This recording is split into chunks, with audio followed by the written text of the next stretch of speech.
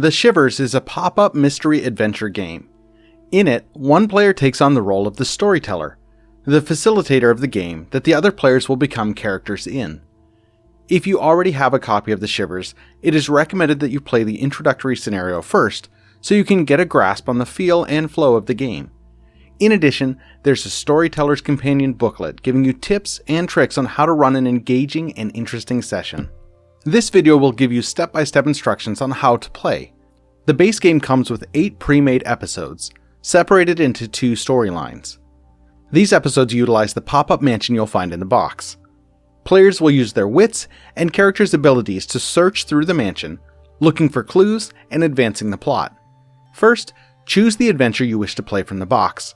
After you complete the tutorial scenario, you should start with Series A, Episode 1, and continue through the episodes in that series before advancing to Series B. Each episode has its own episode guide. This is your key to running the adventure. Read the front side of the episode guide to yourself. This will give you story information, as well as a list of rooms and props you will need to have set up for the scenario, as well as a list of the non-player characters needed to be set up for the scenario. Follow the setup instructions in accordance to each specific episode guide. Each room you use will need to have the appropriate story card inserted into it. From the back, all rooms should have the same color across the top to indicate that they are all in the same series. Once set up, read through and familiarize yourself with the clue information on the back of the story cards. When a character interacts with something in that room, this will give you the information needed to answer questions players may have in their searches. The white text on the back of the card can be read aloud to players freely. Any gold text you see is shared with the players as needed, or as they make discoveries.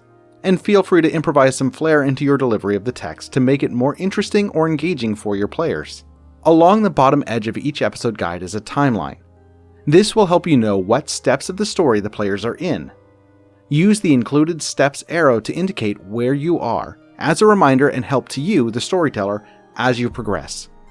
Place the arrow on the first step to begin. Each episode guide is your driving force. The players will explore the game, but you are the one that gives them the answers to their questions and gives the mansion life. All the information needed to advance the plot will be within the episode guide or in the clue windows.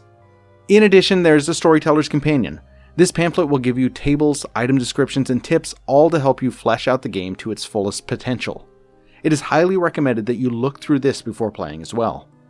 Place the 3 dice, magnifying glass, and dry erase marker on the table. Place the parlor in the middle of the table. All other rooms should be off to the side or out of sight of players until used in the story for the first time. Place all character standees and dashboards in front of the parlor, but place the game box lid between the parlor and the characters, keeping the room hidden from the players until the game starts. The episode guide will include information on room placement. The backs of the rooms will have indicators for you as well. Numbers will tell you what order they are placed in the episode, and lock symbols indicate that the room starts out locked. Each player should pick a character standee and dashboard, place the unused elements back in the box.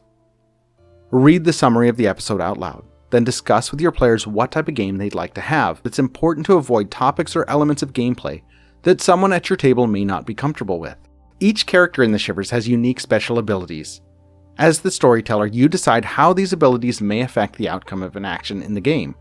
But these abilities should never allow a player to overcome a major obstacle, such as opening a door or safe without a key, solving a puzzle, or defeating an enemy in the endgame section. Each non-storyteller player will be in charge of a unique character. This character has a dashboard with the rules that they will need on one side. On the other is an area they can use to keep track of notes and inventory, as well as a character picture, bio, and a list of abilities and fears.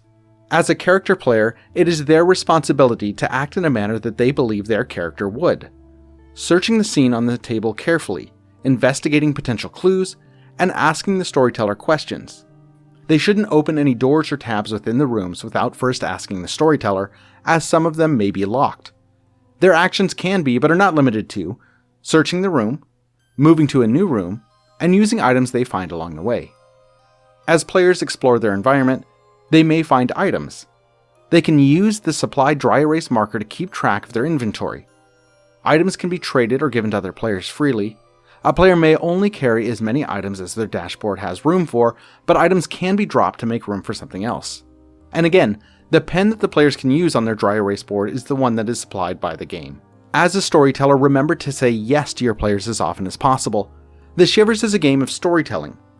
While your job is to facilitate and reveal the story, it's the character's job to breathe life into it, and this may happen in ways you don't anticipate. Players alternate taking turns. During a turn, a player can do one action that would correlate to about 5 seconds of activity. For example, use a key to open a safe, or move to the west room, or cast a spell to freeze a vampire. Players can take an extra action if they enter a new room. And if a player's action is particularly uneventful, don't hold back from allowing them to take another. As the storyteller, you control all NPCs, non-player characters. The episode guide or clue window will instruct you on timing, but when you are instructed to place a character standee into the room, you now control it and it gets a turn just like everyone else. The episode guide will give you a description on how that character will interact with the players. There will be times on players' turns where the dice will be needed. The episode guide and the clue windows will tell you when it's necessary, but feel free to implement them when a player is attempting something risky or uncertain. There are 3 dice with the possible faces being it works, kinda works, doesn't work, and backfires. The green die has more positive sides, the blue is evenly distributed, and the red has more negative sides. The red die should be used in difficult situations or situations involving a character's specific fear. The blue should be used most often, and the green should be used for particularly easy rolls that still require a die, or when characters use their special ability. Basic actions like lifting a rug to look under it, or movement, or crushing an egg with a hammer do not require a die roll. If the kinda works is rolled, you as a storyteller must implement some improvisation. The action works, but maybe not entirely. If a player tries to smash a skeleton with a hammer and rolls kinda works, you could say, one of the legs is broken off, but it is now clumsily hopping towards you.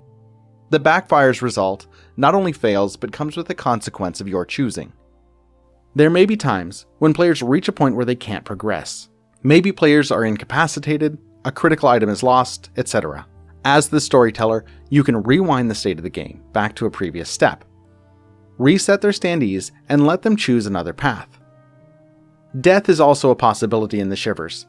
Though rare, if a player makes a poor enough decision, allow that player to narrate what happens, then revert to a previous step, allow them to continue as a ghost, or roll with something else that makes sense within the plot. Players may get stuck on what they should do. Using the steps timeline, there are 2 levels of hints you can offer for each step. Hint 1 is a nudge in the right direction, but if needed, you can also offer a hint 2, which will be a direct suggestion. Also note that the text in the clue windows will have numbers next to them.